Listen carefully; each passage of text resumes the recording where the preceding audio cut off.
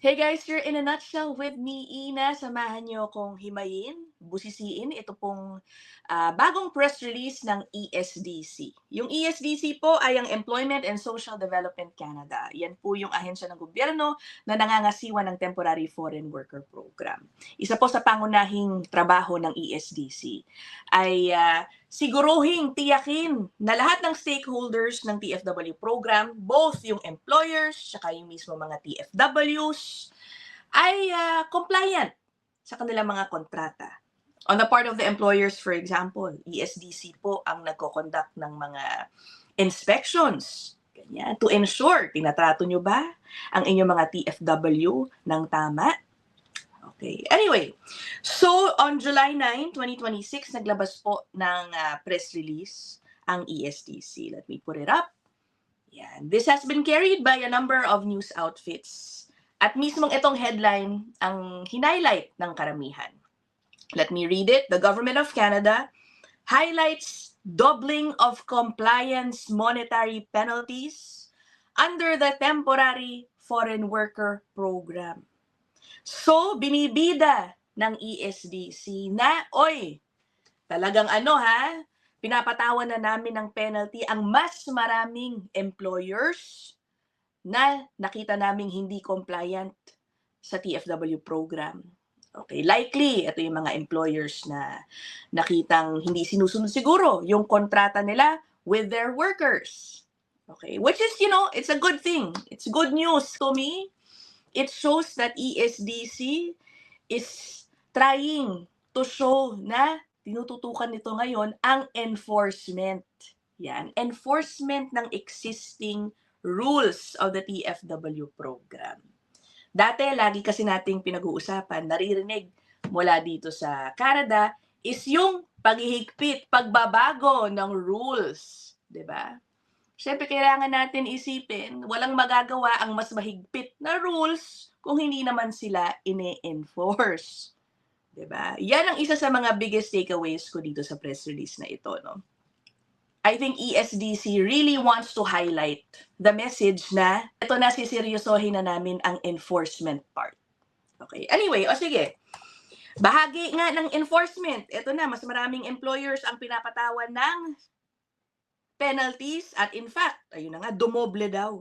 Yun nga lang, hindi clear sa akin yung period na kinompare, kung kailan dumoble. O sige. But anyway, pasahin natin, magkano na ba ngayon ng mga naipataw na penalty? Sabi po dito from April 1, 2025 to March 31, 2026, the TFW program finalized 1,488 compliance inspections, concentrating on areas with the highest risk of potential non-compliance. Of the employers inspected, 12% were found to be non-compliant. Magkano ang monetary penalties na in order? Mahigit $10 million. $10.2 million to be exact. Ito pala, okay, more than doubling last year's total of 4.5 million. Okay, so that is a big leap talaga, no? 30 employers were banned from accessing the program. Bawal na sila mag-hire ng TFWs.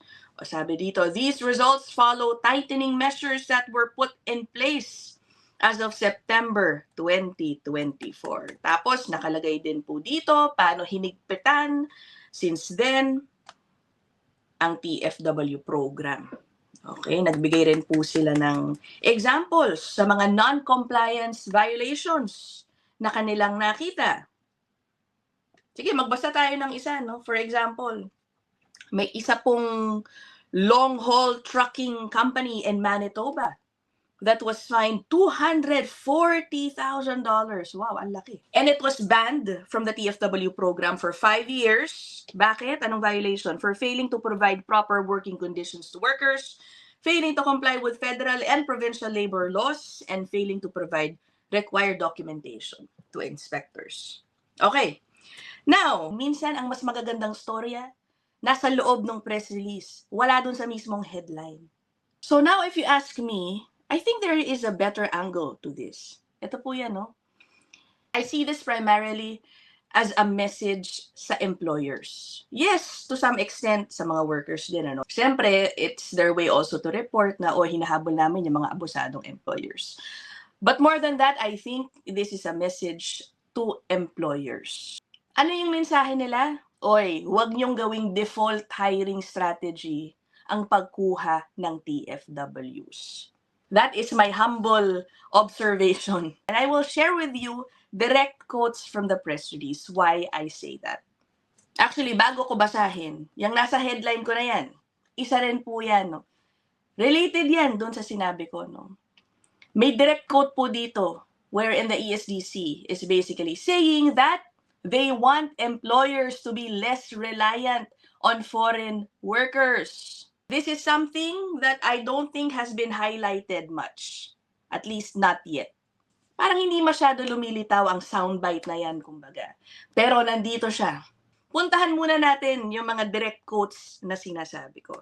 Sabi ko, no, mensahe to sa employers na huwag niyong gawing default hiring strategy ang pagpunta sa TFWs. Ba't ko nasabi yan? Ilang beses po na ulit yung ganitong linya. When it comes to jobs, Canadians are always first in line. This idea is emphasized multiple times through this press release. Yan yung una, no? Canadian workers are always prioritized first. Dapat daw ipakita ng mga employers that they have taken measures to recruit and train workers within Canada and special requirements to ensure Canadian youth have been sought out. Unahin ang kabataan. Ito pala, no? Oh.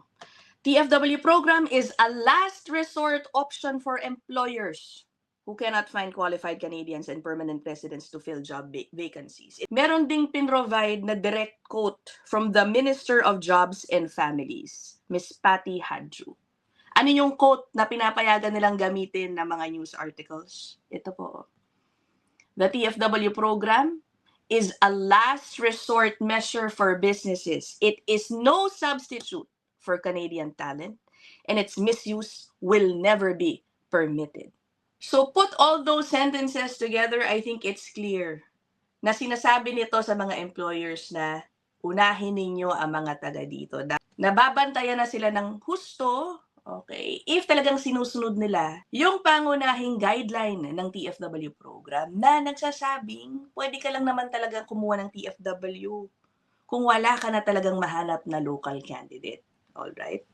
Sa totoo lang, I think, kung merong lack of enforcement sa TFW program, yung pagbantay nung guideline na yun, kung talagang sinusunod po ng employers yung rule na yan. Napuntahan natin, ano, itong nasa headline ko. Pinakahuling paragraph sa totoo lang nung main press release, no? O bago pumunta dun sa quotes na pwedeng gamitin. Our work to reduce the reliance of Canadian employers is part of that plan. Anong plan ito? That the government will continue to monitor labor market conditions, work closely with provinces, territories, stakeholders, labor organizations to protect the integrity of the TFW program. O, ito na naman, and ensure that Canadians continue to have access to available jobs across the country. I think this is one of the newer angles, no? Bago lang siya sa pagdinig, ano? Kasi kung tutuusin, if you really analyze what are going to be the effects of the tightening of policy, dyan naman yung ending nun eh. Isa po talaga yan sa magiging effect ng tightening of policy on the TFW program. There will be less dependence on TFWs. What I'm trying to say is, if this narrative is the one that is highlighted, I think it's a much stronger one. Kumbaga, dinerecho mo na, and it captures so many things. It reflects the long-term goal of the government when it comes to getting temporary foreign workers. It emphasizes that enforcement is now a bigger priority. And I think it also has a better impact, no, sa understanding ng mga gusto pang magtrabaho dito sa Canada. Ngayon, mas maiintindihan nila kung bakit naghihigpit. The headline about the penalties, about the fines, immediate news yan eh. Pero ito po, yung nasa baba, is the bigger story in the sense that it explains why things are happening. Kasi sa totoo lang 'no, paulit-ulit naman tayo nakakita ng press release tungkol sa kung paano na naghihigpit ang ESDC, mga bagong pulisiya na naman ng paghihigpit. Bahagi po sa bigger plan ng Government of Canada is to see employers hiring less PFWs. But I think another question that needs to be asked is, do you believe it? Kasi kung tutuusin, press release pa rin naman to, no, ng gobyerno. Is it really what we are seeing on the ground? That is for a separate episode siguro to discuss. Okay? Kung gusto niyo na, if you have your inputs about that, put them down there in the comment section. Let me know what you guys think. I'll end this episode here. Bye!